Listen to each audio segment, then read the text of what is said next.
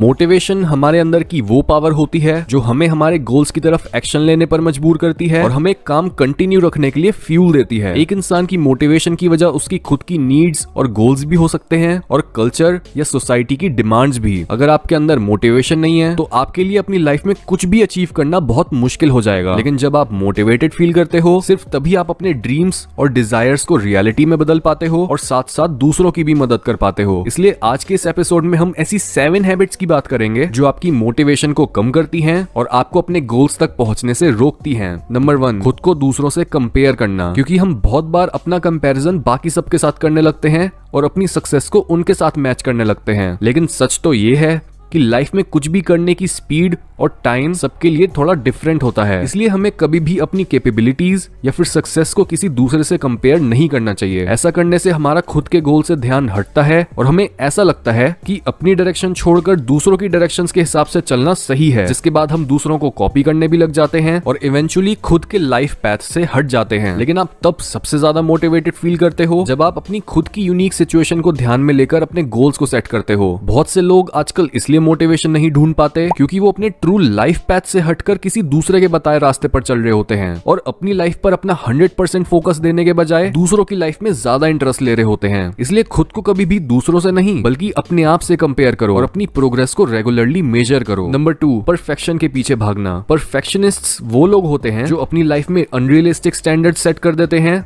और अपने आप को उन्हीं स्टैंडर्ड्स तक ना पहुंचने के लिए टॉर्चर करते हैं। इन्हें फेलियर से बहुत डर लगता है और ये हमेशा खुद को अच्छे रिजल्ट्स लाने के लिए फोर्स करते रहते हैं। ऐसे में जब इन्हें अपना डिजायर्ड गोल नहीं मिलता तो ये बहुत ही ज्यादा डीमोटिवेटेड फील करने लगते हैं। हर परफेक्शनिस्ट इंसान सबसे बड़ी गलती यही करता है कि वो फेल होने पर नई स्ट्रेटेजीज के बारे में सोचने के बजाय अपने आप के बारे में ही क्रिटिकली सोचने लगता है और अपने आप को जज करने लगता है। यही रीजन है कि क्यों जो लोग परफेक्शन के पीछे भागते हैं उनका मोटिवेशन लेवल बहुत इजीली कम हो जाता है। इसलिए ऐसे केस में ये बहुत जरूरी है कि आप परफेक्शन के पीछे भागने के बजाय अपनी छोटी छोटी मिस्टेक्स को भी एम्ब्रेस करना सीखो और कोई भी फेलियर चाहे वो कितना भी छोटा या बड़ा ही क्यों ना हो उससे कुछ सीखो। नंबर 3, खुद को बहुत से कामों के बोझ तले दबा लेना। जब आपकी लाइफ में बहुत सारी चीजें एक साथ आ जाती हैं आप तब शुरू में तो बहुत मोटिवेटेड फील करते हो, लेकिन जैसे जैसे वो चीजें आपको ओवरबर्डन करना स्टार्ट कर देती हैं आप बहुत ही ज्यादा स्ट्रेस्ड फील करने लगते हो और वही चीजें आपको धीरे धीरे डीमोटिवेट करने लगती हैं। इससे ना तो आपके पास उन कामों को करने का टाइम बचता है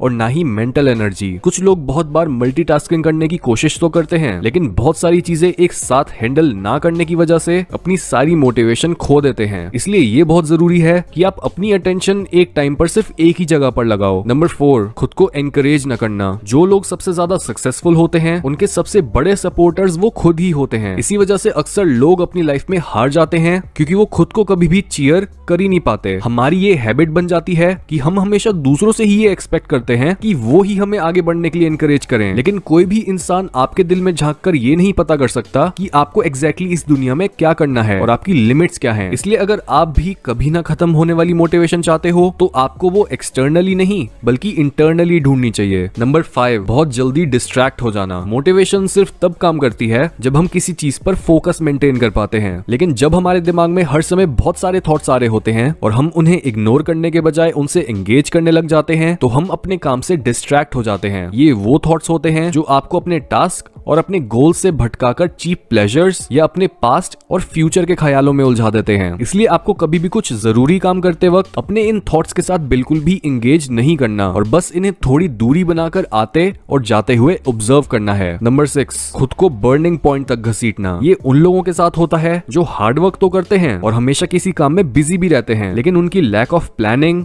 और इनएफिशिएंसी की वजह से वो अपने आप को बर्नआउट यानी अपनी फिजिकल और मेंटल एनर्जी की लिमिट्स तक पहुंचा देते हैं और फिर भी अपने गोल्स को अचीव नहीं कर पाते। यहाँ आपको ये समझने की बहुत जरूरत है कि मोटिवेटेड रहने के लिए आपको अपनी बॉडी के साथ भी ट्यून में रहना पड़ेगा। आप ये नहीं एक्सपेक्ट कर सकते कि आपकी बॉडी बिना पूरी नींद के या फिर बिना प्रॉपर डाइट के ऑप्टिमली फंक्शन कर पाएगी। अगर आप पूरा दिन काम करते हो लेकिन टाइम निकालकर बॉडी को रेस्ट और ढंग से केयर नहीं देते तो आप ढंग से स्ट्रेटेजाइज भी नहीं कर पाओगे और डीमोटिवेट होकर फेल फेल हो जाओगे। नंबर 7, प्रोक्रेस्टिनेट करना, क्योंकि ये बहुत लोगों की आदत बन जाती है कि वो चीजों को इंटेंशनली इग्नोर और डिले करने लगते हैं। हम बहुत बार चीजों को निगलेक्ट करने लगते हैं और जो काम हमें उस टाइम करना होता है उसे हम बाद के लिए छोड़ देते हैं, चाहे वो कितना भी जरूरी क्यों ना हो। ऐसा करने से हमारे ऊपर काम बहुत ज्यादा पाइल अप होता रहता है और एट द एंड हम कुछ भी कंप्लीट नहीं कर पाते। जिन लोगों को प्रोक्रेस्टिनेशन करने की हैबिट लग जाती है वो इससे अपनी सारी मोटिवेशन को खत्म कर लेते हैं, लेकिन असली ट्रिक होती है अपने अंदर आती नेगेटिव फीलिंग से फोकस हटाकर किसी काम को बस शुरू करना, बिना ये सोचे कि हमें जल्दी से जल्दी उस काम को कंप्लीट करना है, और सिर्फ ऐसे ही आप अपनी मोटिवेशन को मेंटेन कर पाओगे।